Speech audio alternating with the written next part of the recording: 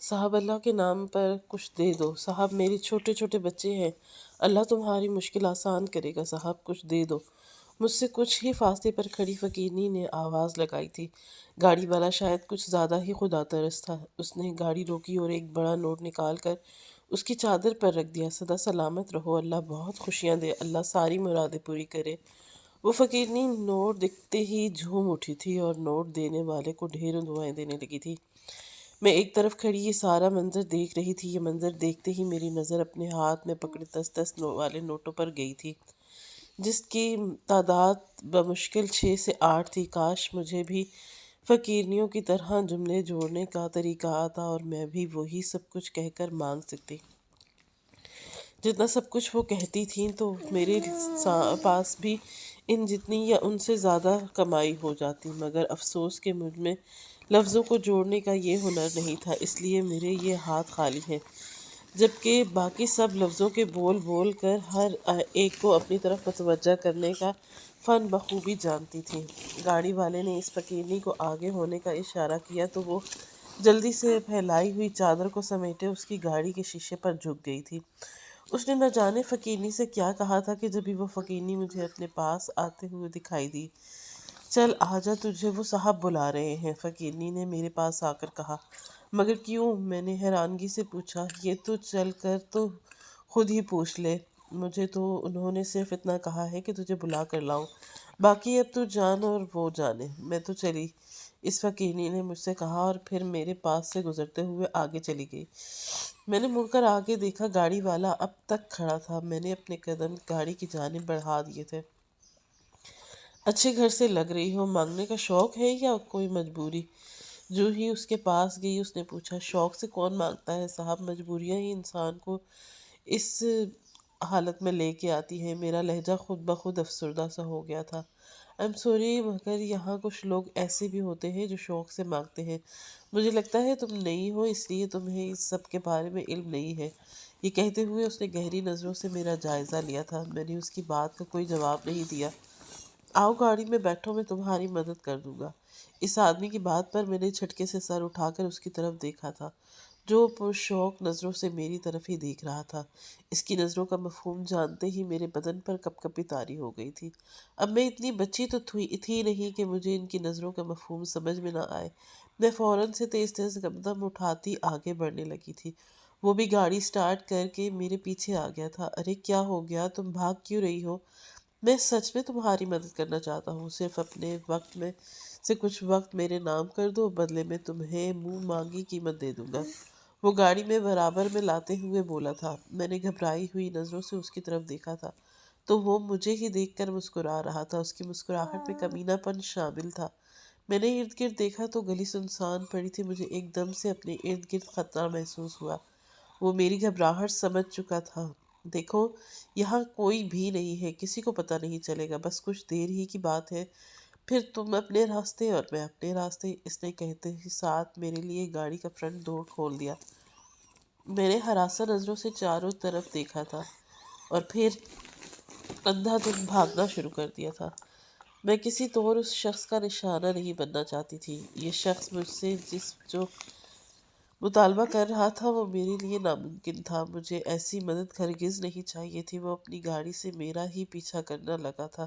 ممکن تھا کہ وہ مجھ تک پہنچ جاتا، مگر اس سے پہلے ہی میں مین روڈ پر پہنچ گئی، جہاں پر ہر طرف بھیڑ تھی۔ یہ دیکھ کر وہ اپنے راستے پر روانہ ہو گیا تھا اور میں نے شکر کا کلمہ پڑھا تھا۔ میں نے اپنے ارد گرد دیکھا تھا، ڈھیروں مانگنے والیاں تھیں۔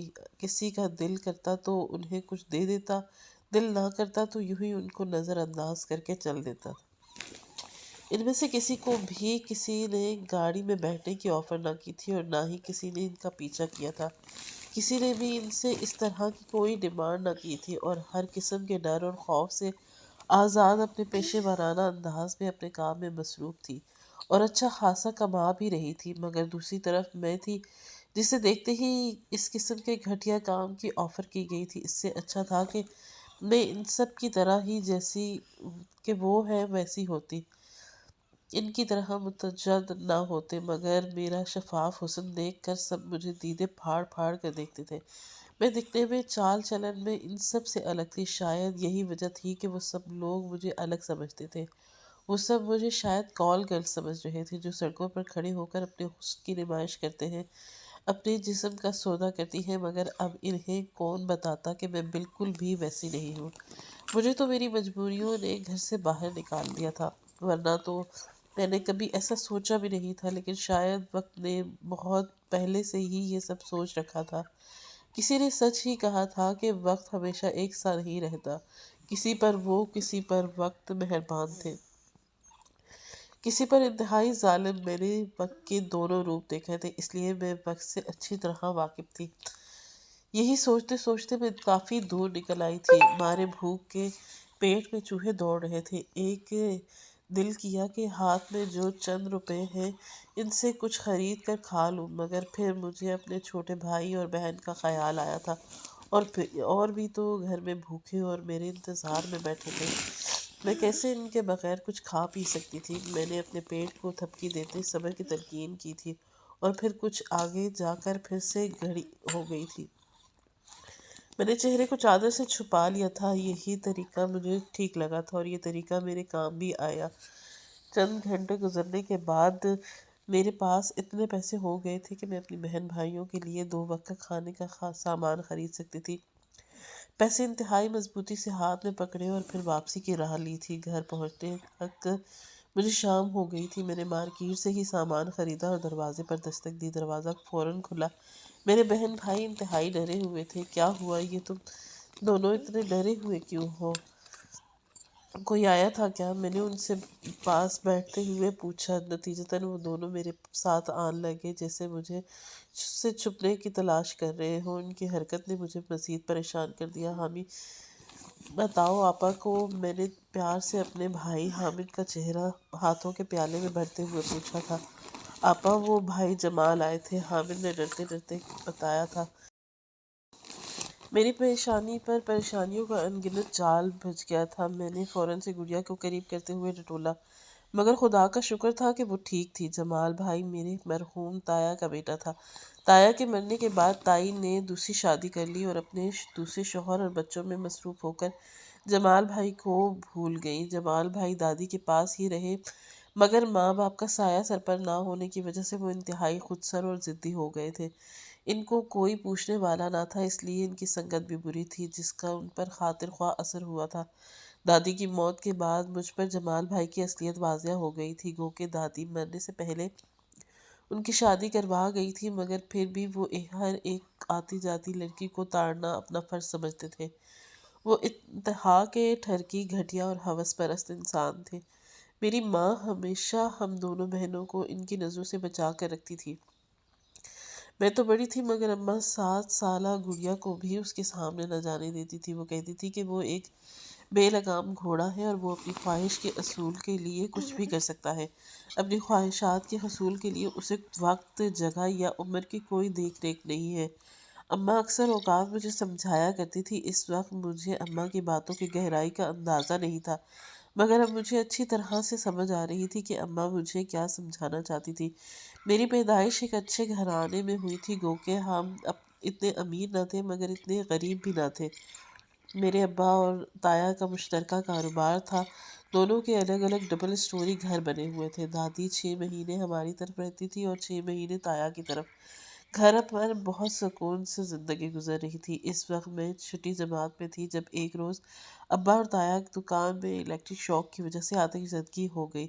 لاکھوں کا سامان جل کر راکھ ہو گیا تھا۔ ان کے ساتھ ساتھ میرے ابا بھی آتش زدگی کی نظر ہو گئے تھے۔ تایا اس وقت باہر تھے، مگر جب انہوں نے اپنی برسوں کی محنت اور اپنے بھائی کو یوں چند منٹوں میں لقمہ اجل بنتے دیکھا تو وہ یہ صدمہ برداشت نہ کر پائے تھے۔ انہیں اسی جگہ دل کا دورہ پڑا تھا۔ اسپتال لے جانے پر ڈاکٹر نے فوراً اسے بائی پاس کا مشورہ دیا تھا۔ دادی اماں اور تائی کے پاس جو جمع پونجی تھی، جتنے بھی زیور تھے، وہ سب کے سب تایا کے بائی پاس اور علاج پر لگ گئے تھے، مگر تایا پھر بھی جانے نہ رہ سکے اور بائی پاس کے دوران ہی انتقال کر گئے۔ یہ صدمہ سب کے لیے ہی بہت بڑا تھا۔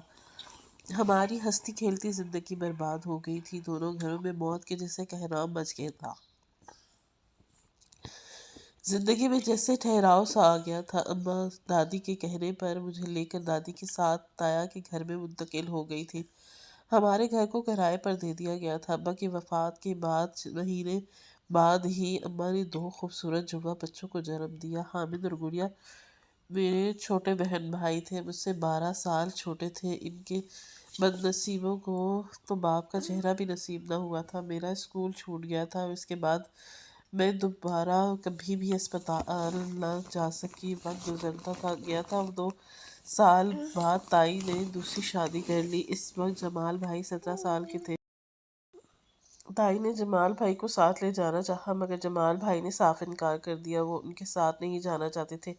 دادی بھی جمال کے بھائی کے ساتھ تھی۔ میٹرک کے بعد جمال بھائی نے پڑھائی چھوڑ دی تھی، ایک پارکنگ میں بطور گارڈ نوکری کرنے لگ گئے تھے، مگر ان کی تنخواہ کہاں جاتی تھی اور کہاں نہیں اس کا کچھ معلوم نہیں تھا۔ دادی اور اماں کو اکثر اوقات جمال بھائی کی شکایتیں ملتی تھیں۔ دادی نے 2-3 مرتبہ جمال بھائی کو سمجھانے کی کوشش بھی کی تھی، مگر جمال بھائی کچھ بھی سننے یا سمجھنے کے موڈ میں ہی نہیں تھے، نہ ہی کوئی انہیں بات سمجھ آتی تھی تو وہ مزید چڑچڑے ہو جاتے تھے۔ تب کسی نے دادی جان کو مشورہ دیا کہ جمال بھائی کی شادی کروا دیں، بیوی کے آنے کے بعد بڑے بڑے سورما ٹھیک ہو جاتے ہیں، وہ بھی ٹھیک ہو جائیں گے۔ مگر یہ محض لوگوں کی غلط فہمی تھی۔ ایک بگڑے ہوئے بچے کو خود نہ سنبھال سکو تو اسے بیاہ دو، کوئی آ کر اسے سنبھال لے گی۔ ایسا صرف لڑکوں کے ساتھ نہیں بلکہ لڑکیوں کے ساتھ بھی کیا جاتا ہے۔ جو لڑکی ماں باپ کے ہاتھ سے نکل جائے، ماں باپ اسے کنٹرول کرنے کے لیے اسے اپنی مرضی کے کسی شریف اور سلجھے ہوئے لڑکے کے ساتھ بہا دیتے ہیں، یہ سوچ کر کہ وہ سمجھدار اسے سنبھال لے گا، مگر حقیقت اس کے برعکس ہوتی ہے۔ پھر ایسی ہی لڑکیاں ہوتی ہیں جو سسرال والوں کو تگنی کا ناچ نچاتی ہیں، نہ خود سکون سے رہتی ہیں اور نہ دوسروں کو رہنے دیتی ہیں۔ لڑکوں کو بھی ایسی ہی ان گنت مثالیں ہمارے ارد گرد موجود ہیں۔ بگڑے ہوئے لڑکے کو سنبھالنے کے لیے اسے ایک عدد معصوم لڑکی سے بہا دیا جاتا ہے، یہ سوچ کر وہ ان کے بے لگام گھوڑے کو نکیل ڈال لے گی، مگر ایسا نہیں ہوتا۔ اماں نے دادی کو اس معاملے میں سمجھانا چاہا تھا کہ اتنی جلد بازی سے کام لینا ٹھیک نہیں ہے، مگر دادی کے سر پر تو جمال بھائی کو دلہا بنانے کا جو سا نشہ سوار ہو چکا تھا۔ اس صبح اسی سے بات شروع ہوئی اور رات کا اختتام بھی اسی بات پر ہوتا۔ وہ چاہتی تو پل کے چھپتے ہی جمال بھائی کی دلہن لے آتی، مگر مین مسئلہ یہی تھا کہ وہ دلہن آتی کہاں سے۔ لڑکی کی تلاش بھی دادی کو بے حد ناکامی ہو رہی تھی، کیونکہ ہر کوئی جمال بھائی کی خصلت سے کہیں نہ کہیں واقف تھا۔ کوئی بھی جانتے بوجھتے اپنی لخت جگر کو اس اندھیرے کنویں میں دھکا نہیں دینا چاہتا تھا۔ عذرا تم اپنے میکے میں کوئی لڑکی دیکھو، جمال کے ساتھ کی شادی۔ دادی نے ایک روز میری اماں کو مخاطب کیا۔ اماں کے چہرے کے تو رنگ ہی اڑ گئے۔ اماں یہ نہیں ہو سکتا۔ اماں کی گھٹی گھٹی آواز برآمدے پر آ رہی تھی، لو بھلا کیوں نہیں ہو سکتا؟ تمہارے میکے میں لڑکیاں نہیں ہیں کیا؟ یا میرے جمال میں کوئی کمی ہے؟ ماشاء اللہ اچھا کماتا کھاتا اپنا بڑا گھر ہے، اور کس کو چاہیے؟ دادی نے اتراتے ہوئے کہا تھا، جیسے ہی ان کے پاس گھر نہیں بلکہ کنالوں پر مشتمل کئی کوٹھیاں ہوں، اور جمال بھائی ایک عام گارڈ کے بجائے جیسے کسی ریاست کے شہزادے ہوں۔ گھر کے ساتھ ساتھ کردار کا بڑا ہونا بھی بے حد ضروری ہے، جو آپ کے پوتے کی نہیں ہے۔ اماں یہ صرف سوچ ہی سکتی تھی، زبان سے کہنے کی ہمت نہیں تھی۔ اے عذرا کون سے مراقبے پہ چلی گئی؟ دادی نے اماں کو سوچوں میں گم دیکھا تو پوچھا۔ اماں کہیں نہیں، وہ میں سوچ رہی تھی کہ میکے میں موجود لڑکیوں میں سے کون سی لڑکی جمال کے ساتھ جچے گی۔ اماں نے کہا تھا کہ میں ان کے سوچنے کی کیا بات ہے، ہر لڑکی میرے جمال کے ساتھ کھڑی ہو کر ہیرا لگے گی۔ ہیرا؟ دادی نے پھر شیخی بھگاری تھی، وہ بات نہیں ہے اماں، دراصل میرے میکے میں جو چند ایک لڑکیاں ہیں ان میں سے آدھی تو جمال سے بے حد بڑی ہیں، ان کا جمال کے ساتھ کوئی جوڑ نہیں ہے، اور پھر باقی ماندہ تو میری انوشا سے بھی کافی چھوٹی ہیں۔ گڑیا جتنی لڑکیوں کو بھلا جمال کے ساتھ کیا میچ ہے؟ اماں نے بہت سوچ سمجھ کر جواب دیا، ہاں یہ بات تو ہے، پھر کیا کریں؟ ارے ارے یہ سوچ میرے دماغ میں کیوں نہیں آئی؟ یہ تو وہی بات ہو گئی کہ بچہ بغل میں ڈنڈورا شہر میں۔ دادی نے خود ہی اپنی عقل پر ماتم کرتے ہوئے کہا تھا۔ ان کی آخری بات پر اماں بری طرح سے چونکی تھی، پھر بھی انہیں اپنی سوچوں کی نفی کرتے ہوئے دادی سے پوچھا کہ اماں میں آپ کی بات کا مطلب نہیں سمجھی۔ تو دادی نے کہا کہ تم نوحت بھولی ہو عذرا، تمہارے میکے میں کوئی لڑکی جمال کے جوڑ کی نہیں ہے تو کیا ہوا؟ تمہارے گھر میں تو ہے نا اپنی انیشا، اور جمال کی جوڑی کیسی پرفیکٹ رہے گی؟ ان دونوں کو ساتھ دیکھ کر ہی یوں لگتا ہے کہ جیسے وہ دونوں ایک دوسرے کے لیے بنے ہو۔ دادی اماں کی سفید پرتیں چہرے سے بے نیاز تھی، کہیں جا رہی تھی، جبکہ ان کی باتیں سن کر اماں کا سفید پڑتا چہرہ مزید سفید ہو رہا تھا۔ اماں یہ باتیں نہیں سوچ سکتا تھا۔ آپ اس بات کو دوبارہ کبھی بھی اپنے ذہن میں مت لائیے گا۔ اماں نے دو ٹوک انداز میں دادی کو انکار کیا تھا۔ دادی کو اماں کا یہ انکار بے حد برا لگا تھا۔ دادی نے بہت کوشش کی مگر اماں کا انکار اقرار میں نہ بدلا۔ جمال بھائی کو جب سے یہ بات پتہ چلی تھی تو وہ اس بات کو اپنے دل پر لے گئے تھے۔ چچی، تیری بیٹی کوئی حور پری نہیں ہے کہ جس کے بغیر مجھے کوئی اور لڑکی نہیں ملے گی۔ وہ تو میں اور دادی سوچ رہے تھے کہ یتیم بچی ہے، چلو اس گھر میں تمہاری آنکھوں کے سامنے رہے گی، مگر جب تمہیں ہی منظور نہیں ہے تو میں کیا کروں؟ بھلائی کا کوئی زمانہ ہی نہیں ہے، جمال بھائی نے روٹھے انداز میں کہا تھا۔ اماں نے سکون کا سانس لیا تھا کہ چلو جمال بھائی کے انکار کے بعد دادی تکرار چھوڑیں گی، اور ایسا ہی ہوا تھا۔ اسی مہینے دادی کی کوئی جاننے والی سہیلی انہیں مل گئی تھی، اور اس کی پوتی بھی، جس سے پہلی نظر دیکھتے ہی دادی نے جمال بھائی کے لیے پسند کر لیا۔ دادی نے جلد ہی رمشا کے گھر رشتہ بھیج دیا تھا، جسے قبول کر لیا گیا، کیونکہ وہ لوگ جمال بھائی کی عادات سے بالکل ناواقف تھے، اور وہ یہ نہیں جانتے تھے کہ وہ اپنی بیٹی کو کس اندھے کنویں میں دھکیل رہے ہیں۔ میں نے رمشا کو باخبر کرنا چاہا تھا، مگر اماں نے مجھے یہ کہہ کر منع کر دیا کہ وہ اس کے ذاتی معاملات ہیں، ان کو کرنے دو جو وہ کرتے ہیں، تم اس کے معاملے سے دور رہنا۔ اماں کی وارننگ دینے پر میں پھر کچھ نہ بول سکی۔ جمال بھائی کی شادی ہو گئی اور رمشا ان کی دلہن بن کر ہمارے گھر آ گئی۔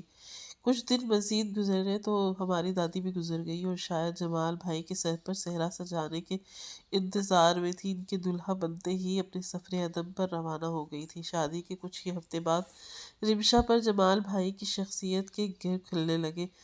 اس روز رات گئے تک جمال بھائی لوٹ کر نہ آئے تو رمشا نیچے آئی تھی۔ تب اماں رمشا کو سمجھانے لگی کہ اسے جمال بھائی کو قابو کر رکھنا ہے۔ ابھی وہ دونوں باتیں کر ہی رہے تھے کہ جب دروازے پر دستک ہوئی۔ دروازہ اماں نہیں کھولا، سامنے ہی جمال بھائی شراب کے نشے میں مست ایک لڑکی کو باہوں میں باہیں ڈالے چلے آ رہے تھے۔ لڑکی نے انتہائی نامناسب اور عریاں لباس پہن رکھا تھا، جسے دیکھ کر اماں شرمندگی سے نگاہیں جھکا گئی تھی۔ جمال بھائی اماں کو پوری طرح اگنور کرتے اس لڑکی کو لیے آگے بڑھے تھے، جہاں رمشا کھڑی حیرت اور غصے سے ملے جلے تاثرات سے ان کو دیکھ رہی تھی۔ یہ سب کیا ہے جمال؟ کیا طریقہ ہے؟ یہ کون ہے یہ لڑکی؟ رمشا نے غصے سے پوچھا تھا۔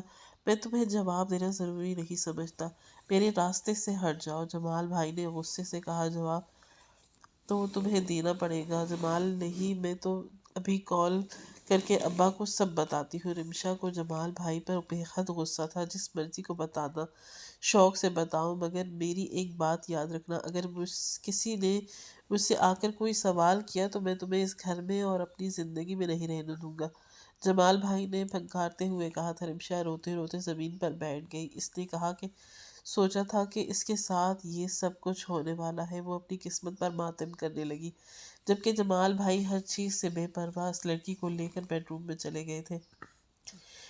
پھر آئے روز ایسا ہی ہونے لگا۔ جمال بھائی ہر روز کسی نہ کسی لڑکی کو اپنے ساتھ لے کر آ جاتے تھے، اور پھر رمشا روتے ہوئے نیچے آ جاتی، جہاں پر اماں اسے دلاسا دیتی تھی۔ جمال بیٹے، کچھ تو ہوش کے ناخن لو، تمہاری جوان جہان بیوی اور دو بہنیں ہیں گھر میں، تم نے جیسے کھلے عام یہ بدتمیزی مچائی ہوئی ہے، کوئی بھلا کیا سوچتا ہوگا؟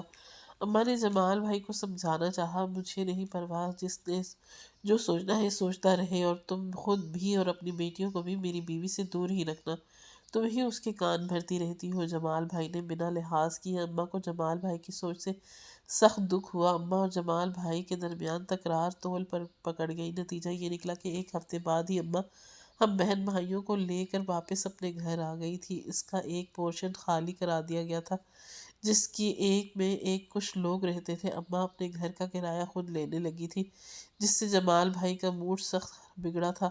گھر سے ملنے والے کرائے پر ہی گھر چلتا تھا۔ جمال بھائی کئی مرتبہ ہمارے گھر آئے اور اماں کو دھمکیاں دیتے تھے، مگر اماں ان کے سامنے کمزور نہ پڑی تھی۔ جمال بھائی ہمارے گھر آتے، بکتے بھگتے جھکتے اور پھر واپس چلے جاتے تھے۔ اماں جب کہیں آگے پیچھے جاتی تو ہمیں سختی سے کہہ جاتی تھی کہ میرے پیچھے کوئی بھی آئے کے لیے دروازہ نہ کھولے۔ جمال بھائی کے لیے بھی اماں ان کی فطرت سے اچھی طرح واقف تھی۔ گھر کے کرائے سے ہمارے کھانے پینے کا نظام چل رہا تھا اور کچھ اماں بھی ایک دو گھروں میں کام کرنے جاتی تھی، جس سے ہمارے بل وغیرہ بھی پورے ہو جاتے تھے۔ مشکل سے سر بسر ہو رہا تھا۔ میں نے کئی مرتبہ سوچا کہ کوئی ہنر سیکھ لوں، مگر وہاں کوئی بھی فیس لیے بغیر کچھ سکھانے کے لیے تیار نہیں تھا۔ یوں میں کوری نوکری گھر بیٹھی رہ گئی۔ اوپر سے جمال بھائی کی روز کی بڑھتی ہوئی گھٹیا حرکتوں نے ہمیں کہیں پر بھی منہ دکھانے کے قابل ہی نہیں چھوڑا تھا۔ جب بھی ہم لوگ باہر نکلتے تو لوگ میری طرف اشارہ کر کے معنی خیز باتیں کرتے۔ انہیں جمال بھائی کا روز روز ہمارے گھر کا چکر لگانا ٹھیک نہیں لگ رہا تھا، مگر اب لوگوں کو کون سمجھاتا کہ وہ ہمارے گھر کیوں آتے تھے۔ 1.5 سال یوں ہی گزر رہا تھا۔ اس روز صبح میری آنکھ شور کی آواز سے کھلی تھی۔ میں ایک دم سے اٹھی تھی۔ جمال بھائی اور اماں کی زور زور سے بولنے کی آوازیں سنائی دے رہی تھی۔ میں باہر آئی تو دیکھا کہ جمال بھائی اماں سے بری طرح جھگڑا کر رہے تھے اور اماں سے بدتمیزی کر رہے تھے، اور اماں سے کہہ رہے تھے کہ اگر ہم لوگوں نے ان کا گھر کو نہ چھوڑا تو وہ ہمیں سارے زمانے میں بدنام کر دیں گے اور ہمیں کہیں منہ دکھانے کے قابل نہیں چھوڑیں گے۔ اور ان کے جاتے ہی میں نے اماں کا دل پر ہاتھ رکھ کر گرتے ہوئے دیکھا تھا۔ جب تک میں اماں تک پہنچی اماں بالکل ساکت ہو چکی تھی۔ اماں مجھے اور میرے بہن بھائیوں کو تنہا چھوڑ کر اس دنیا سے جا چکی تھی۔ اماں کے جانے کے بعد ہم لوگ بالکل تنہا ہو گئے تھے۔ اوپر کرائے پر 6 افراد کی فیملی تھی، جن میں 4 مرد تھے۔ اماں کے مرنے کے بعد میں جوان جہان لڑکی گھر پر میں تنہا رہ گئی تھی۔ بہن بھائی تو چھوٹے تھے، بھلے ہی اوپر والے فیملی بے حد اچھی تھی، مگر لوگ طرح طرح کی باتیں کر رہے تھے۔ مجبوراً مجھے اوپر والا پورشن خالی کروانا پڑ گیا۔ اوپر والے پورشن خالی ہونے کے بعد ہی ہمارے رزق کا دروازہ بھی جسے بند ہو گیا تھا۔ ہمارے پاس کوئی بھی ایسا ذریعہ نہیں تھا جس سے ہم اپنے لیے 2 وقت کے کھانے کے بندوبست کر سکتے تھے۔ میرے بہن بھائی تو بہت چھوٹے تھے، مجھے معلوم تھا کہ کچھ کرنا بھی مجھے ہی پڑے گا۔ میں اس روز باہر نکلتی تاکہ کوئی کام وغیرہ ڈھونڈ سکوں۔ مجھے جیسے ہی ان پڑھ کو کون کام دیتا تھا۔ میرے پاس کوئی تعلیم بھی نہیں تھی، نہ ہی کوئی ہنر تھا۔ مجھے ہر طرح سے ناکامی ہوئی۔ گھر پر مسلسل 2 دن سے فاقے ہو رہے تھے۔ دروازے پر دستک ہوئی تو میں کسل بلندی سے دروازے کی جانب بڑھی تھی۔ کون؟ میں نے پاس پہنچ کر پوچھا تو لیکن آگے سے کوئی جواب نہ ملا۔ میں کون ہے؟ میں نے پھر سے پوچھا اور پھر آگے سے دوبارہ دستک ہوئی تھی۔ میں نے دروازہ کھول دیا۔ سامنے جمال بھائی کھڑے تھے۔ ان کو دیکھتے ہی میں نے دروازہ بند کرنا چاہا، جب جمال بھائی دروازہ کھول کر اندر داخل ہو گئے۔ جمال بھائی ابھی آپ جائیں یہاں سے پلیز، میں نے انہیں دیتے ہوئے ساتھ ہی کہا۔ ارے ضروری بات کرنی ہے اس لیے آیا ہوں، ورنہ مجھے کوئی شوق نہیں ہے، جمال بھائی نے کہا۔ ان کی نظریں مجھ سے اپنے وجود کے آر پار ہوتی ہوئی محسوس ہو رہی تھی۔ میں نے کہا نہ ابھی جائیے، صبح آ جائیے گا۔ نہ چاہتے ہوئے بھی میرا لہجہ تلخ ہوا تھا۔ انہیں جاؤں گا بولوں گا کیا تم؟ جمال بھائی نے ڈھیٹ انداز میں کہا تھا اور جا کر اندر بیٹھ گئے تھے۔ میں نے بے بسی سے ان کی طرف دیکھا تھا۔ شور مچا کر محلے والوں کو سب کو بلا لوں گی، میں نے اپنی طرف سے کمزوری سے دھمکی دی۔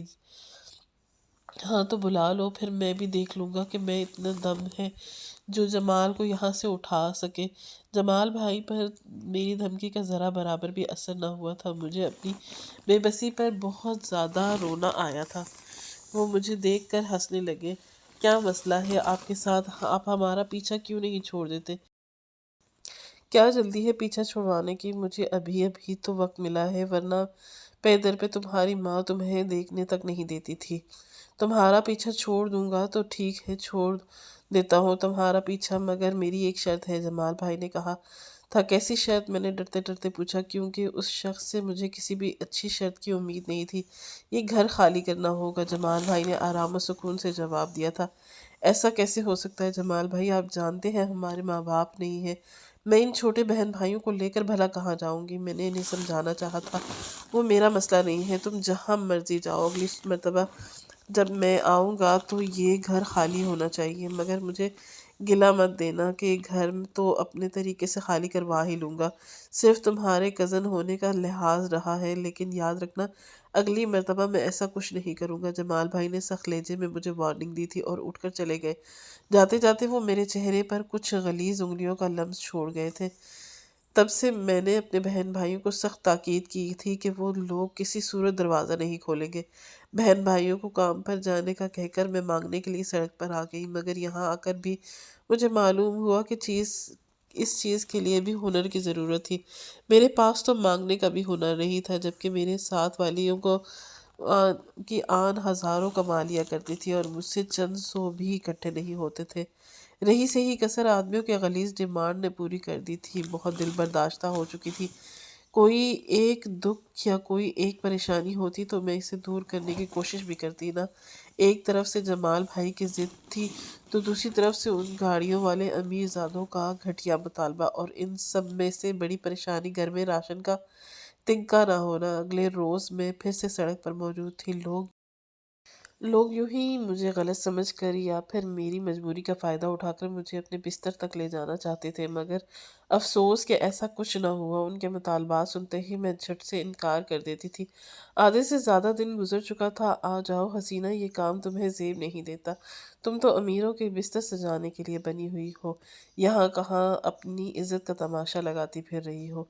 تم میرے ساتھ آؤ، تمہیں نوٹوں میں تول دوں گا۔ وہ شخص انتہائی حماست سے کہہ رہا تھا۔ ارے ارے چکنے، اس بیچاری کو کیوں تنگ کر رہے ہو؟ اگر اتنا ہی دل کر رہا ہے تو اپنے ساتھ لے جانا چاہتے ہو، یقین مان تجھے دنیا جہان کی ساری خوشیاں دے دوں گی۔ دیکھ میں تیری ہی طرح چکنی ہوں۔ اس سے پہلے کہ میں اس آدمی کو جواب دیتی، میری بائیں جانب سے ایک آواز ابھری تھی۔ میں نے آواز کے تعاقب میں دیکھا تھا تو ایک خواجہ سرا کھڑا تھا۔ اسے دیکھتے ہی وہ گاڑی والا دم دبا کر بھاگ گیا تھا، جبکہ وہ خواجہ سرا میری طرف مڑا تھا۔ لگتا بہت مجبور ہو کر آئی ہو یہاں، اس خواجہ سرا نے مجھے دیکھتے ہوئے مجھ سے پوچھا تھا۔ ہاں بہت، میں نے دکھی انداز میں کہا تھا۔ تو تم چاہو تو مجھے بتا سکتی، تو بتا دینے سے دل کا بوجھ ہلکا ہو جاتا ہے، اس نے ہمدردانہ انداز میں کہا تھا۔ میں نے اسے مختصر سا اپنی ساری کہانی سنا دی تھی۔ تو تمہیں کیا لگتا ہے کہ یوں سڑکوں پر مانگنے سے تمہارا گزارا ہو جائے گا؟ میری کہانی سننے کے بعد اس نے مجھ سے سوال پوچھا تھا۔ باقی سب کا بھی تو ہوتا ہے، میرا بھی ہو جائے گا، میں نے اس کے طرف دیکھتے ہوئے بغیر کہا تھا۔ باقی سب اس کے لیے جاتا ہے کہ وہ ان کا پیدائشی کام ہے، اور وہ 4 سال کی عمر سے کمانا شروع کر دیتے ہیں، اور اس وقت تک ان کا کافی ایکسپیرئنس ہو جاتا ہے، اور اچھی طرح سے جانتے ہیں کہ کس انداز میں مانگنا ہے اور کیا کہہ کر مانگنا ہے۔ ان کے بچوں سے لے کر مرد عورتیں سب کچھ جانتے ہیں۔ ان کا مقدر ہی یہی ہے۔ لیکن تمہارا مقدر یہ نہیں ہے۔ تم ان سڑکوں پر مانگنے کے لیے پیدا نہیں ہوئی، تمہاری قسمت کچھ اور ہے۔ تم محلوں پر راج کرنے کے لیے بنی ہو۔ اس خواجہ سرا نے میرے چہرے کی طرف دیکھتے ہوئے کہا۔ یہ آپ کو کیسے پتا؟ میں نے حیرت سے اس کی طرف دیکھا۔ مجھے کچھ نہیں پتا، مگر تمہارا چہرہ سب کچھ بتا رہا ہے۔ اس نے کہا کہ میرا چہرہ؟ مجھے اس کی بات کچھ عجیب سی لگی۔ ہاں تمہارا چہرہ۔ اس نے اپنی بات دہرائی تھی۔ میں کچھ سمجھ نہیں پائی۔ میں نے ناسمجھی سے اس کی طرف دیکھتے ہوئے پوچھا۔ سمجھ جاؤ گی، میرے ساتھ آؤ، وہاں تمہیں بہت پیسہ ملے گا، خواجہ سرا نے مجھ سے کہا۔ مگر کیسے؟ میری حیرت سے اب تک برقرار تھی۔ تم آؤ گی تو پتہ چلے گا، اس نے کہا۔ کچھ سوچتے ہوئے میں نے اس کے ساتھ جانے پر حامی بھر لی۔ وہ مجھے اپنے ساتھ ایک گھر میں لے آئی جہاں اس نے مجھے اپنے جیسا خواجہ سرا بنایا تھا۔ میں نے پوچھنا چاہا، مگر اس نے کہا کہ وہ جو کر رہا ہے اسے کرنے دو۔ میں نے بھی کوئی روک ٹوک نہ کی، کیونکہ مجھے پیسے چاہیے تھے، اور مجھے اپنے جیسا بنا کے دیکھ کر بہت خوش ہوا، اور پھر مجھے کہنے لگا کہ چلو اب چلیں۔ کہاں؟ میں نے اس سے پوچھا۔ وہیں جہاں تمہاری قسمت تمہیں لے جا رہی ہے، اس نے کہا تھا، اور مجھے اپنے ساتھ لے کر ایک بڑے عالیشان بنگلے میں آیا تھا۔ میں انتہائی ستائش سے اس بنگلے کو دیکھ رہی تھی، اور باہر سے جتنا عالیشان تھا اندر سے اتنا ہی شاندار تھا۔ ایک ایک چیز دیکھنے کے لائق تھی۔ خواجہ سرا بنا کے خاص محسوس راستے پر چلتا رہا۔ اسے دیکھ کر الگ لگ رہا تھا کہ وہ وہاں پہلی مرتبہ نہیں آیا، بلکہ اس سے پہلے بھی وہ کئی مرتبہ یہاں پر آ چکا ہے۔ اس کے قدموں میں خود بخود تیزی آتی جا رہی تھی۔ میں تقریباً بھاگتے ہوئے اس تک پہنچی تھی۔ چمیلی، کدھر جا رہی ہو؟ اور یہ تیرے ساتھ کون ہے؟ ایک کمرے میں پہنچ کر وہ خواجہ سرا رک گیا تھا۔ سامنے صوفے پر بیٹھے خواجہ سرا نے اسے مخاطب کرتے ہوئے پوچھا۔ गुरुजी ये अपनी ही बिरादरी की है, मेरे साथ आई है। ख्वाजा सरा ने कहा, लेकिन मैंने तो इससे पहले कभी भी इसको नहीं देखा। ये कोई नई आई है क्या? गुरु ने पान चबाते हुए पूछा था। जी गुरुजी, असल में ये मेरे मामे की धी है। मामी ने आज तक इस बात को सबसे छुपा कर रखा था, मगर आखिरकार सबको हकीकत मालूम हो गई और मामे ने मेरी तरह इसे भी घर से निकाल दिया था। मैं इसे अपने साथ ले आई। चमेली ने मुझे आंखों ही आंखों में इशारा करते हुए कहा था, अच्छा अच्छा ठीक है, इसके रहने का कोई इंतज़ाम करके। और फिर रात के ही जश्न की तैयारी मुकम्मल की जाने पर रकासाएँ आज कहाँ मर गई हैं। गुरु गुस्से में मालूम हो रहा था। गुरुजी, अगर आप बुरा न माने तो ये शाम की महफिल मैं रक्स कर सकती हूँ। चमेली ने गुरु से कहा था। क्या इसे रक्स करना आता है? गुरु ने सरता पैर मुझे देखा था, पूछा था। ऐसा वैसा ये तो डांस मास्टर है गुरु। रात में जब आप इसका रक्स देखेंगी तो दीवानी हो जाएंगी। दीवानी? चमेली ने फिर जज्बात में कहा था। गुरु ने सर असबाब में हिला दिया। चमेली मुझे साथ लिए वहां से एक और कमरे में आ गई, जहां मेरे और उसके अलावा कोई और नहीं था। ये अपने किया है। जो ही वो कमरे का दरवाज़ा बंद करते हुए पलटी, मैंने तेज़ी से उससे पूछा, क्या किया है? उसने अनजान बनते हुए पूछा, आपने वहाँ ये क्यों कहा कि मुझे डांस आता है, जबकि हकीकत तो यह है कि मुझे सिर्फ डांस नाम से वाकिफ़ियत है, इसके अलावा और कुछ नहीं आता। डांस मास्टर, मैंने परेशानी से कहा था। तो इसमें परेशान होने की कोई बात नहीं है, वो पुरसकून लहजे में कहती हुई सोफे पर बैठी थी। आपको इस बात में कोई परेशानी नजर नहीं आ रही? शाम को जब मैं डांस नहीं करूंगी तो आप अपने गुरु को क्या जवाब देंगी? मैंने परेशानी से पूछा था। उसने कहा कि तुम डांस नहीं करोगी, डांस तुम ही करोगी और बेहतरीन डांस करोगी। इसके लहजे में एक यकीन सा था। मगर मैंने पूछा तो वो मुझे कहने लगी कि वक्त कितना हुआ है। मैंने वक्त देखकर बताया, अभी दिन के 11 बज रहे हैं। वो कहने लगी कि महफिल रात के 11 बजे शुरू होगी। इस हिसाब से तुम्हारे पास पूरे 12 घंटे हैं। इस 12 घंटों में तुम पर है कि तुम अपनी किस्मत बदलने के लिए कितनी मेहनत करती हो और क्या करती हो। इतना कहते हुए वो उठी और साथ मुझे अपने भी उठा लिया। उसने मुझे डांस सिखाना शुरू कर दिया और मुझे 6 घंटे की लगातार मेहनत के बाद डांस सीखने में कामयाबी हो चुकी थी। मुझे खुद पर भी यकीन नहीं आ रहा था, मैं इतनी जल्दी ये सब कैसे सीख सकती थी। मैंने चमेली का शुक्रिया अदा किया, जो पूरे 6 के 6 घंटे मेरे साथ मुसलसल लगी रही। मैं इसने मुझे एक पल के लिए भी तनहा नहीं छोड़ा। और फिर वो मुझसे कहने लगी कि इसके वक्त गुरु के सोने का वक्त है, तुम जाओ और जाकर अपने बहन भाइयों को खाना खिलाओ। और हाँ, 1 घंटे से ज़्यादा वक्त नहीं लगाना, 1 घंटे के अंदर अंदर वापस आ जाना। मैंने उसका शुक्रिया अदा करते हुए सर असबाब में लाया और फिर घर की तरफ चल पड़ी। चमेली ने ही मेरे हाथ पर कुछ पैसे रखे थे, जिनका मैंने राशन खरीदा और घर आई। मैं जो ही घर के अंदर दाखिल हुई, मुझे किसी के हंसने की आवाज़ सुनाई दी। घर का दरवाज़ा भी खुला था। बहुत परेशान हुई और एकदम अंदर दाखिल हुई। मैंने देखा कि मेरे बहन भाई बेड पर बैठा पिज़्ज़ा खा रहे थे और उनके साथ ही वो खुश शक्ल नौजवान मौजूद था। वो शख्स मुराद था और अब्बा के दोस्त का बेटा था। मुराद भाई, आप यहाँ से? इसे देखते हुए मैंने पूछा, तो क्या मैं यहाँ नहीं आ सकता? उसने बदले में सवाल किया तो मैं शर्मिंदा सी हो गई। नहीं, ऐसी बात नहीं है। वो दरअसल मैं अकेली होती हूँ ना, तो ऐसे में सब लोग बातें बनाते हैं। मैंने साफ गोई से काम लिया। आप बेफिक्र रहे, मेरी वजह से कोई बातें नहीं करेगा, इसने कहा। मैंने पूछा तो वो कहने लगा कि आपसे बहुत मोहब्बत करता हूँ और आपसे शादी करना चाहता हूँ। मैंने कहा, मैं ऐसा कुछ नहीं चाहती, आइंदा मेरे घर मत आइएगा, मुझे किसी से शादी नहीं करनी, मैंने दो टोक लहजे में कहा। जिसके बाद वो वहाँ से चला गया था और राशन लेकर किचन में चली गई।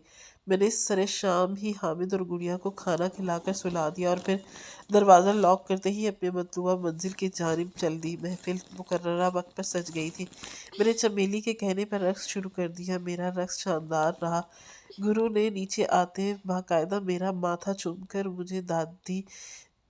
सिर्फ गुरु ही नहीं, बल्कि वहाँ और भी बहुत से लोग थे जिन्हें मेरा रक्स पसंद आया था। सब ने दिल खोल कर मेरे ऊपर लौट बरसाए थे। मैं कमरे में आ गई थी। चल उठकर आ जाए तो ना कि मेरी तेरी किस्मत महलों में राज करने वाली है। तू जान ले कि मेरी बात सच हो गई है, तेरी किस्मत ने पलटा खा लिया है। बहुत बहुत मुबारक हो तुझे। अभी मुझे कमरे में आए कुछ ही देर हुई थी कि जब मुझे चमेली ने आकर कहा था कि मतलब کیا کہنا چاہ رہی ہو آپ؟ میں نے اس سے پوچھا تو ارے کہا نا کہ تیری قسمت کھل گئی ہے۔ اتنا کہتے ہی چمیلی نے مجھے بتایا کہ کیسے میری محفل چھوڑ کر آنے کے بعد ایک نوجوان گرو کے پاس آ گیا اور اس نے گرو سے تیری مانگ کر ڈالی، اور گرو کو پورے 5 کروڑ دے رہا ہے، بہت پیسے والا ہے۔ تو اس کا امتحان لینے کے لیے میں نے اسے کیا کہا کہ تو ایک خواجہ سرا ہے، تو وہ کہنے لگا کہ اس سے اس بات کا کوئی فرق نہیں پڑتا۔ میں یہ سب نہیں جانتی تھی کہ مگر پھر بھی چمیلی مجھے اپنے ساتھ لے گئی۔ جو ہی میں نے گرو کے ساتھ کھڑے نوجوان کو دیکھا تو میں نے وہاں سے بھاگنا چاہا، کیونکہ وہ نوجوان کوئی اور نہیں بلکہ ابا کے دوست کا بیٹا مراد تھا۔ میں جانتی تھی اسے اچھی طرح سے، اور وہ کب سے یوں ہی مجھ سے محبت کا دم بھرتا تھا۔ مجھے یہی لگا کہ شاید اسے وقتی جذبات ہیں، میں نہیں جانتی تھی کہ وہ مجھ سے اتنی محبت کرتا ہے۔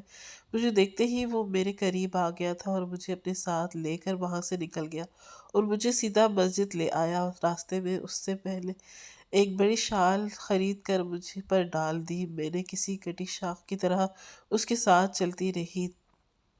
مسجد میں ہمارا نکاح ہوا، جس کے بعد وہ مجھے باہر لے کر آیا۔ تم نے اتنے پیسے کہاں سے لائے مراد؟ آخر میں نے وہ سوال پوچھ لیا جو کب سے میرے ذہن میں گردش کر رہا تھا، کیونکہ میں جانتی تھی کہ وہ اتنا امیر بھی نہیں ہے کہ بیٹے مٹھائے کروڑوں دے دیتا، وہ بھی 5 کروڑ۔ میں نے اپنا گھر بیچ دیا ہے، اس نے انتہائی سکون سے جواب دیا۔ یہ کیا کیا تم نے؟ اب ہم کہاں رہیں گے؟ کہاں؟ میں نے حیرت سے پوچھا تھا۔ مجھے یقین نہیں آ رہا تھا کہ وہ میرے لیے اپنا گھر بھی بیچ سکتا ہے۔ تمہارا گھر کس لیے ہے؟ ہم وہیں رہیں گے۔ اب تم اتنی بے مروت تو ہو گئی رہی کہ اپنے اگلے شوہر کو گھر سے ہی نکال دو، اس نے ہنستے ہوئے کہا۔ تمہیں ایسا نہیں کرنا چاہیے تھا، میں نے ناراضگی سے کہا۔ میرے لیے تم سب سے زیادہ ضروری ہو، اگر اس کے لیے مجھے خود بھی بیچنا ہوتا تو میں ایک سیکنڈ نہ لگاتا۔ پھر ایک گھر تھا، ویسے بھی میں نے یوں کہ فلیٹ لے لیا ہے، پیپرز ورک مکمل ہو جائے گا، پھر ہم چاروں وہاں جائیں گے، اس نے میرا ہاتھ چومتے ہوئے کہا، اور پھر مجھے اپنے ساتھ لگا لیا۔ میں نے آسمان کی طرف دیکھتے ہوئے ایک پرسکون سانس خارج کی۔ اب مجھے کوئی ڈر یا کوئی خوف نہیں تھا، مجھے میرا محافظ مل گیا تھا۔